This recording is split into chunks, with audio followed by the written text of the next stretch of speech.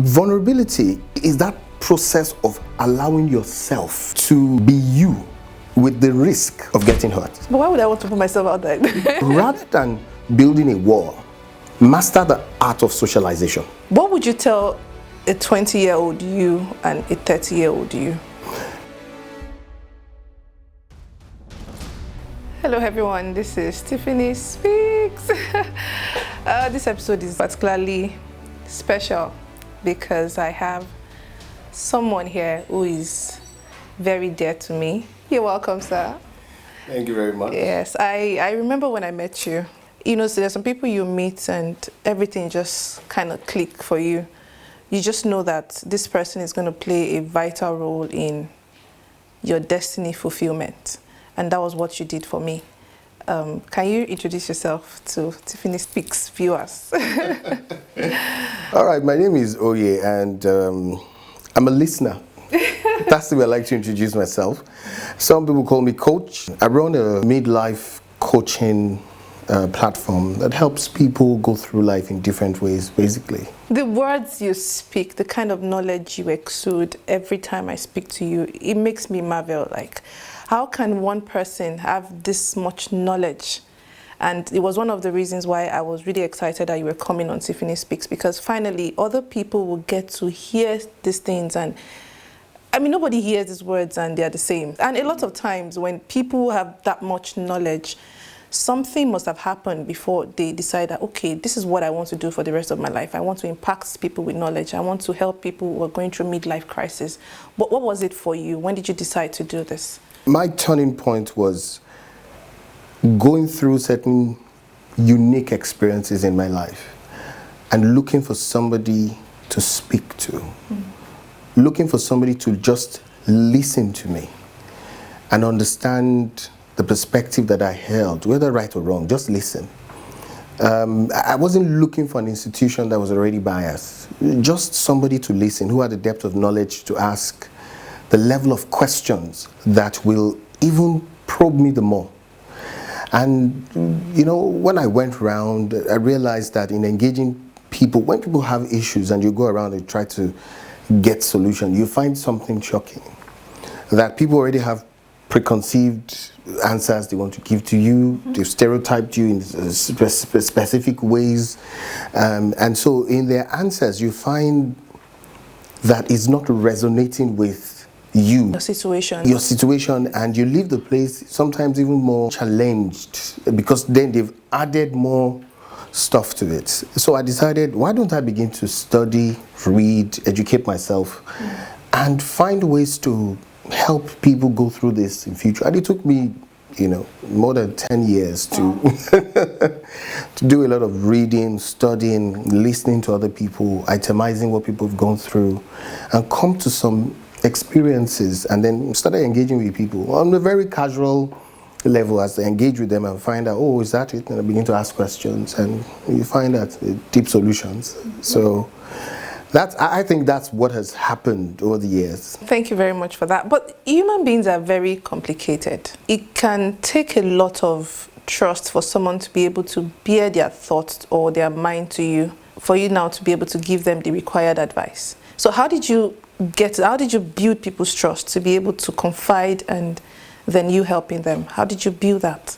I don't see human beings as complicated. I see them as complex. Okay. There's a slight difference that I think is just my view. Complicated sounds a bit negative. I'll say complex because they have many parts. Building trust requires something, and that's why I introduce myself as a listener. You come to me and you speak to me for 2 hours. I just listen. I don't judge you. I don't make any statements of what should be or what shouldn't be. Okay. And people begin to become comfortable with the various sessions that we have, because what they want first is somebody that can listen to them. Many people have conversations where one person is waiting for the other person to finish. And then you talk. Listen to respond. And then you try to figure out, were you listening to me at all? Yeah. So trust is built by first getting to believe that I'm being listened to. I'm valuable enough to be heard and acknowledged in the way I view it. And I put a lot of emphasis on the way I view it because our perspectives will always be different. Definitely. But when you get somebody who understands your perspective, who listens to you, doesn't make any judgment or any suggestion, and just listen. And then you find that people are begin to edge in and say more, and say more, and say more things. And you listen. Then they ask you, or they ask me, so what do you think? And my normal answer is nothing. Nothing. Because my job first is to listen. I'm not here to judge you. I'm not here to judge. I'm not here to make any statement of right or wrong. I'm just here to listen. Because many people also want to vent and vent safely. And so when they have a space and a face that is unknown, and they vent and vent safely, or air some of their deep concerns about life that they can't tell somebody else, because that person will definitely use it against them. You find that then you begin to ask for, hey, can I have another listening session with you? I say, oh, why not? Let's book a time and do that.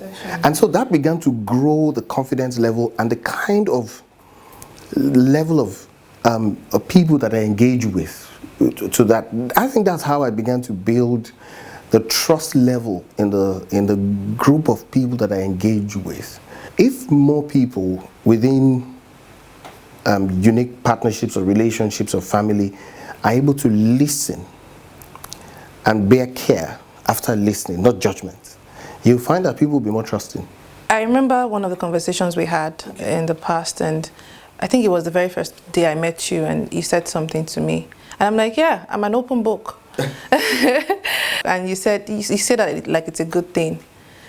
There should be some level of unpredictability, which is what it's bringing me to the next thing I wanted us to talk about, which is transparency versus vulnerability. Okay. A lot of times they're so similar that you kind of can mistake them for each other. A lot of people like me would meet people for the first time, and then there are information. I mean, it's okay to be honest, but there are informations that you should not have given out, and then you're like, after the conversation, you're wondering, God, I said too much. I said too much. I should not have said this. I'm just meeting this person. But a lot of people suffer from that, and it's been a thing over time that's gotten a lot of people in trouble. You trust the wrong people. You tell people what they can use against you. You're wondering, where does it end? And eventually, people like that, if they don't find a solution to this problem, they then build a wall. So you start cutting people who didn't actually hurt you. So how do you then suggest people to maneuver that? Vulnerability is not a negative thing. It's a state you need to have a level of empathy. And that's a space where you're also able to love. So without vulnerability, you can't find the best of you. You can't express the utmost part of you. So you can't say, I'm going to be protected in a wall, and yet you want to be extremely loving. If I engage with you, I will find that you are hidden because you are within the confines of a wall. Yet you want to be loved, you want to be appreciated, you want to be recognized, but you are in a wall. Vulnerability is that process of allowing yourself to be you with the risk of getting hurt. But why would I want to put myself out there? Because if you don't put yourself in the space where you will take the risk, then you can progress. Exactly. Now, you've tried to equate the issue of transparency and vulnerability. They're two different things. Transparency is about being honest, being open. Yeah. To the extent that is required for the person I'm dealing with. Yes. Now, the challenge for this generation is that sharing has become the norm. Yeah. And it seems as if I don't have a control of what I share. I just share. And I don't think about the implication of sharing. So, should I be transparent with everything, with everybody? Of course not. Like I said, we're complex human beings, and there are different parts of us. So is it everything I bring to the table? No, depending on the situation and the persons I'm dealing with. I will look at the extent of information I provide and how that can affect me. Now, the higher you go with closer and intimate relationships, the more you begin to increase your vulnerability level. As a human being, you are built over years, experiences, family, institutions, yes. backgrounds. Yes. So when you engage with me, it's not you. It's the institution, it's the background, it's the school, everything together Yes. and you throw yourself. So if you have experienced vulnerability as a no, you find that you are stonewalled. If you have experienced it that it's okay as a kid to express yourself and be you find that you're expressive. You can cry, you can ask for stuff. But you find that the less vulnerable you are, the less you're able to ask for stuff. The less sociable you are. People just Yes. take you on the surface. They're not able to engage you more deeply. So you need to be vulnerable. You need to be beaten to know the extent of your own ability in your emotions. Because if you have never been vulnerable and shamed, you don't even understand that emotion. Emotions are on a broad spectrum between happy and sad. In between, you need to experience everything. You will. As you grow older, you're going to experience all those things. So it's better you prepare yourself in little doses of it and get it than shield yourself from never getting it. And then someday, a beautiful, nice person breaks that wall down and you are totally defenseless.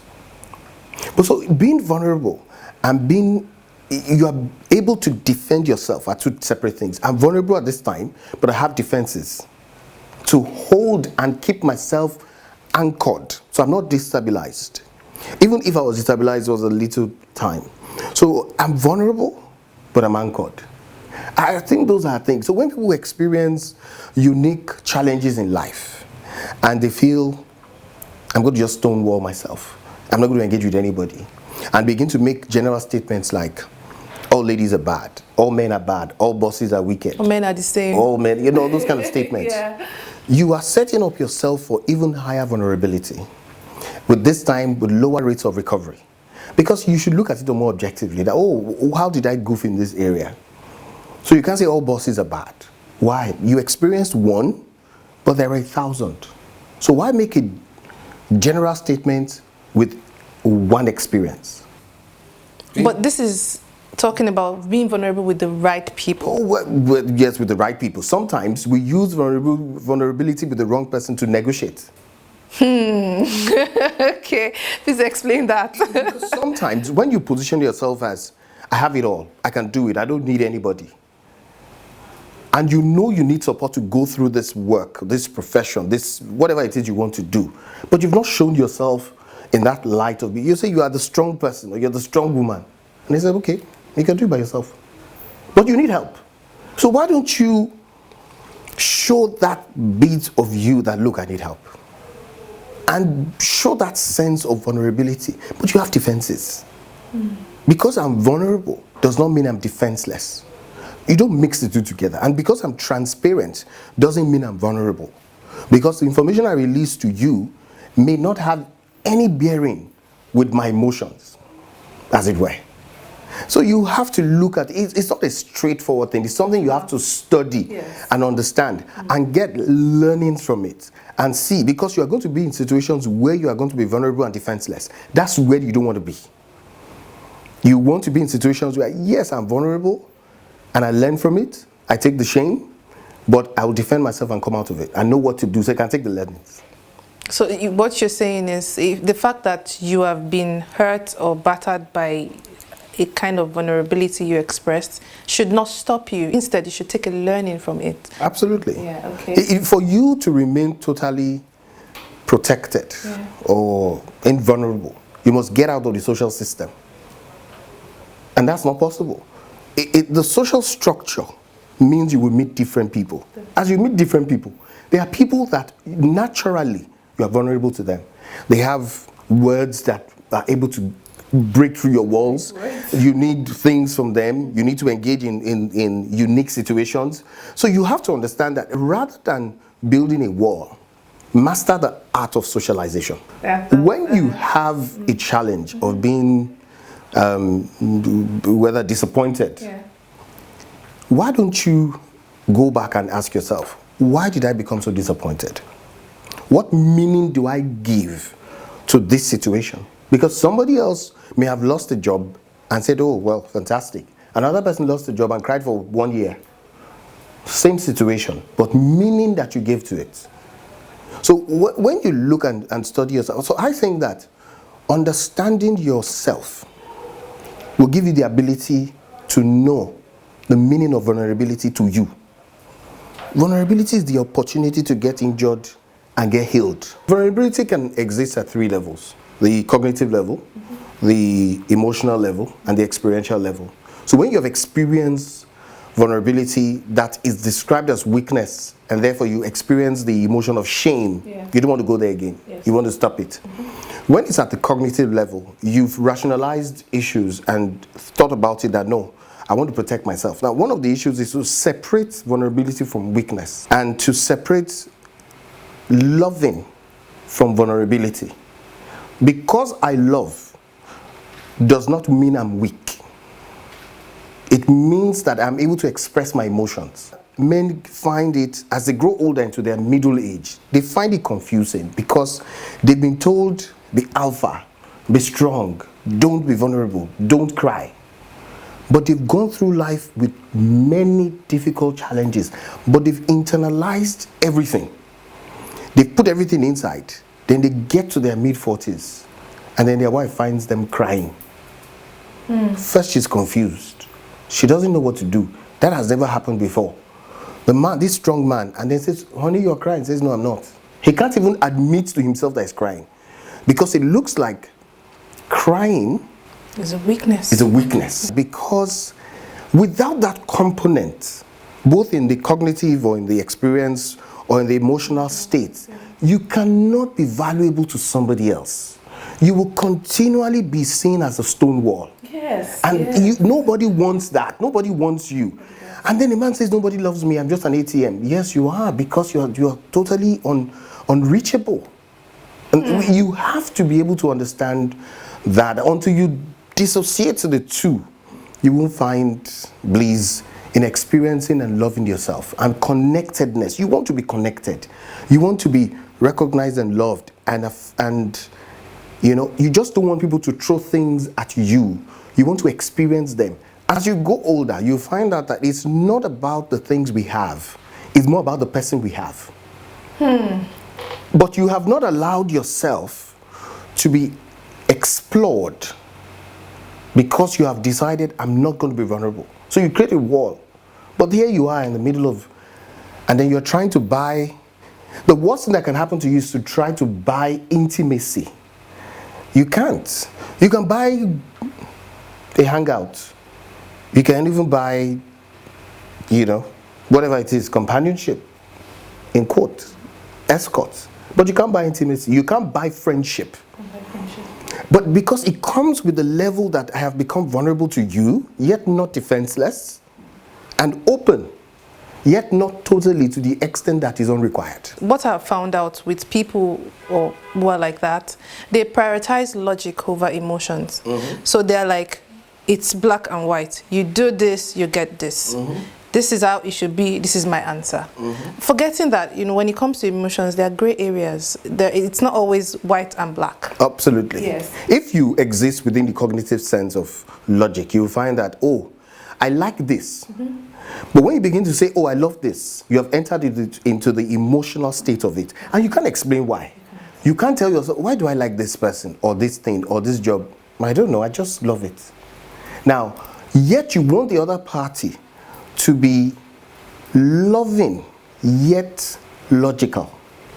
They just don't, it becomes, so you are being logical with me, and yet you want to be totally loving with me. It says, why do you, so it's a unique, it's like a father-son relationship, where everything is driven logically. Then you want affection. The boy finds it very strange, like, huh? What's that? Hug my dad? Like, really? That's like strange. Is everything okay? Why? Because he can't leave that cognitive space into the emotional states or affective states.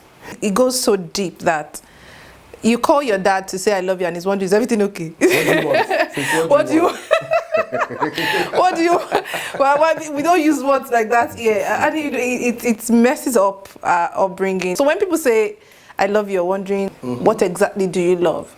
Because I experienced this growing up, Yes. I changed the model as I began to, have children. I began to tell them every day, I love you, you're beautiful, you are this, you're that, I begin to say those, I sit in that affective mode, not just the logic mode. It's not the role mode of I'm your father, you're my daughter, I'm your father, you're my son. No, it is the relationship mode and not role mode within the relationship. It's a flip, because at that level, I love you because you're you, not because I'm your father and you're my son, or I'm your father and you're my daughter. No, I just love you because you're you, and I just want to be with you in that sense of that connection.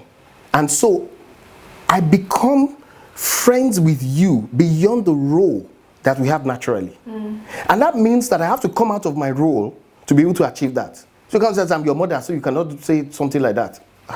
So you will create a defensive wall. At the end of the day, we all need to heal. We all need some healing at this point. When you say we all need to heal, you may also need to look at something. We talked about childhood traumas. Experiences, that's what we talk about, experience. Yes. So you had a childhood trauma where trusting somebody became An issue. Yes. And then every time you think about connection, you think about the unhealed wounds. You need to deal with that.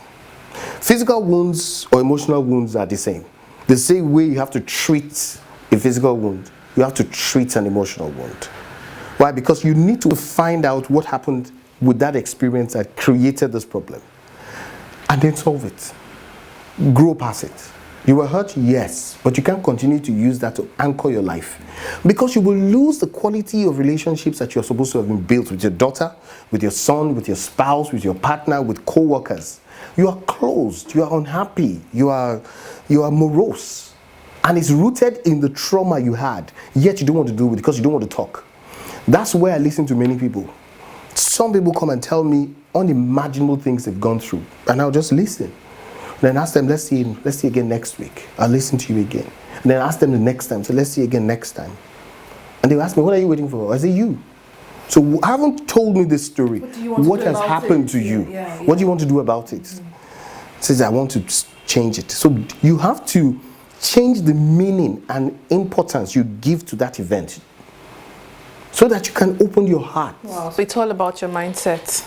You can open your heart to more people and heal from it and move to the next. But you may need support.